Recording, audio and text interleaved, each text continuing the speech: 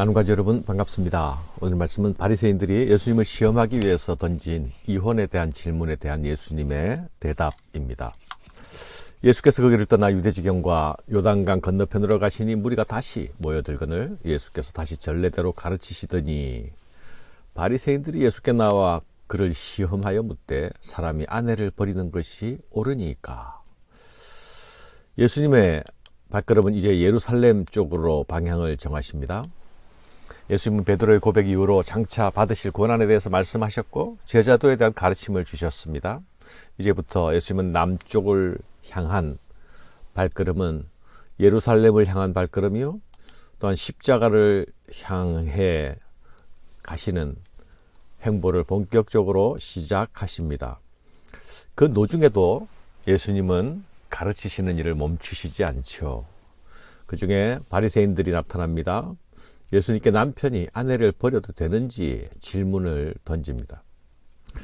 이 질문은 당연히 순수한 의도를 가진 질문이 아니죠. 예수님을 시험하여서 책잡기 위하여 함정 질문을 던지고 있는 것입니다.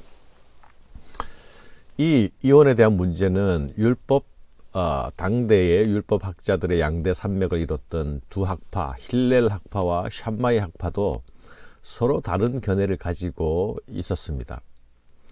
아주 엄격한 율법 적용을 하는가 하면 반대편에서는 아주 자유로운 접근을 하고 있었습니다. 또한 이 이혼 문제는 헤롯의 부당한 결혼 문제로 인해서 상당히 정치적으로 예민한 사안이기도 했죠. 세례 요한은 결국 이 문제에 대하여서 직언했기 때문에 죽임을 당하게 됐지 않았습니까?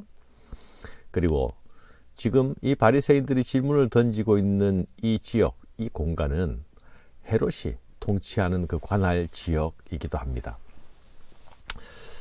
그래서 바리새인들은 어떻게 하든지 예수님이 어떻게 대답하든지 상관없이 꼬투리를 잡아 예수님을 공경에 몰아넣을 수 있다고 생각했을 것입니다.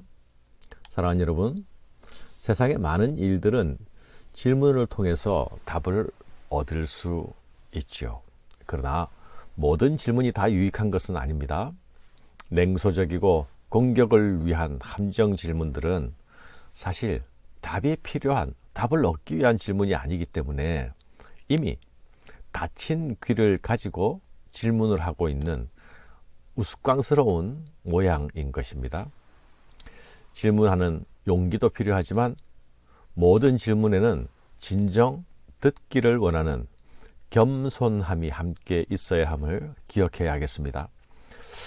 대답하여 이르시되 모세가 어떻게 너희에게 명하였느냐. 예수님은 자신의 견해기를 밝히기에 앞서서 모세의 율법을 통해서 그들 스스로 질문에 답하게 하십니다.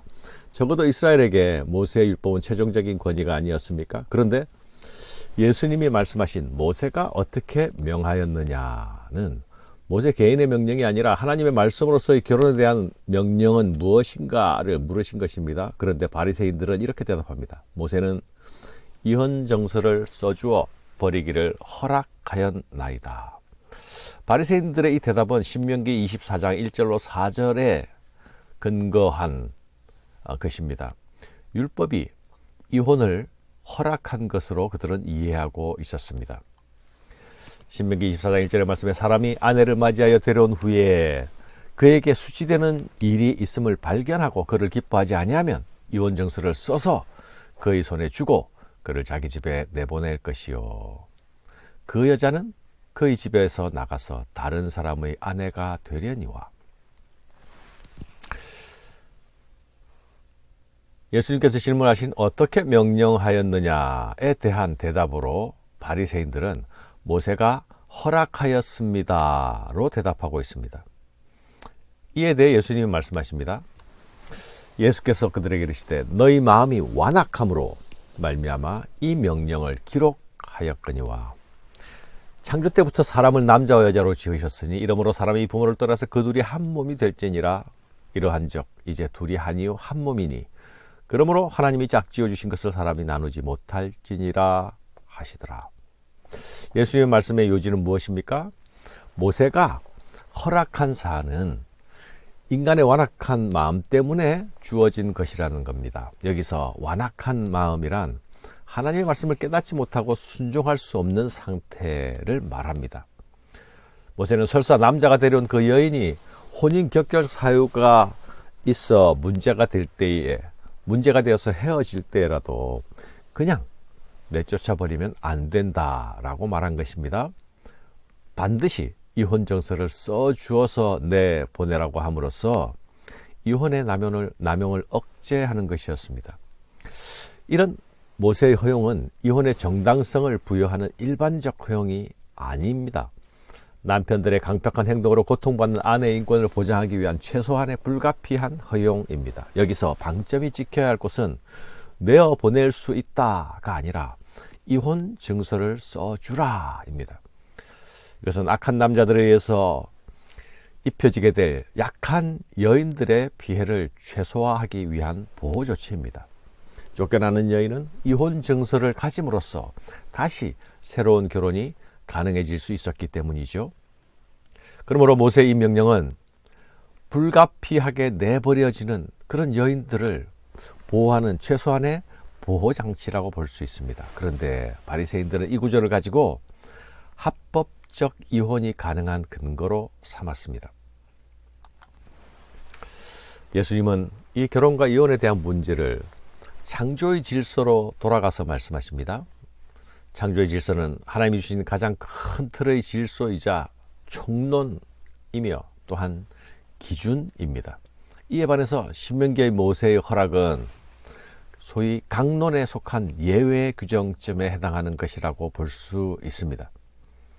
예수님이 말씀하시는 결혼과 이혼에 관한 창조 질서의 원리는 세 가지로 압축되죠. 첫째, 하나님은 사람을 남자와 여자로 창조하셨다. 요즘 사회는 이것까지 부정하고 있죠. 결혼은 남자와 여자 둘이 한 몸이 되는 일이다. 셋째, 하나님이 짝지어 주신 것은 사람이 나누지 못한다. 아주 명확하고 분명하지 않습니까? 하나님의 창조 원리 안에서 결혼 정신을 보면 하나님은 결혼의 신성함을 말씀하십니다. 불가피한 이혼을 예외적으로 인정한다고 해서 이 혼인의 신성함이 포기되거나 양보될 수 있는 것이 아닙니다. 이혼이 허용되었다 하더라도 그것이 자유롭게 선택할 수 있다고 생각하는 것은 결혼의 원리를 제정하신 원래의 정신을 지키지 않는 것이죠. 예수님의 이런 말씀에 대하여서 제자들이 다시 묻습니다. 아마 제자들이 듣기에도 예수님의 말씀은 굉장히 급진적인 낯선 말씀으로 들렸을 것입니다. 집에서 제자들이 다시 이 일을 물으니 이르시되 누구든지 아내를 버리고 다른 데 장가드는 자는 본처에게 간음을 행하며 또 아내가 남편을 버리고 다른 데로 시집가면 간음을 행함이니라. 예수님의 말씀은 남편이 아내를 버리는 것도 반대로 아내가 남편을 버리고 다른 데로 시집가는 것도 모두 간음을 범한 것과 동일한 것으로 간주하십니다. 사실 유대 전통에서는 아내가 남편에게 이혼을 요구할 수가 없었습니다. 그러나 헤로디아는 헤롯과 결혼할 때에 자기 본 남편을 버리고 시집가는 부정을 저질렀죠. 남자나 여자가 자신의 아내와 남편을 버리는 것은 자기 욕망을 위해서 상대방을 희생시키는 것이죠. 인간의 완악한 모습입니다. 이혼은 결혼제도를 제정하신 하나님의 뜻과 배치되는 일이고 결혼의 신성함을 부정하는 행위이기도 합니다. 그러나 오늘날 현대사회는 이혼이 일반화되어 있는 사회가 아닙니까? 서로 동의하면 결혼하고 또 서로 동의하면 이혼합니다. 아니, 이혼을 위해서 또 동의를 강요하기도 하지요. 그러나 이런 풍조는 결혼을 하나님께서 짝지어 주셨다라는 믿음에서 출발하지 아니한 것이 아닙니까? 결혼을 오로지 내 선택, 내 결정, 나의 사안이라는 내 중심으로 생각한 것이죠. 자기 뜻대로 하나님을 밀어내고 있는 자기 중심 문화의 반영과 세태라고 할 수 있습니다.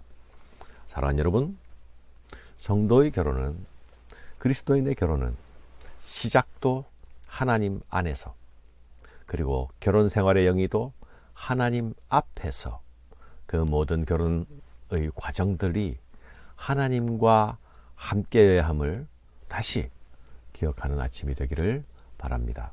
감사합니다.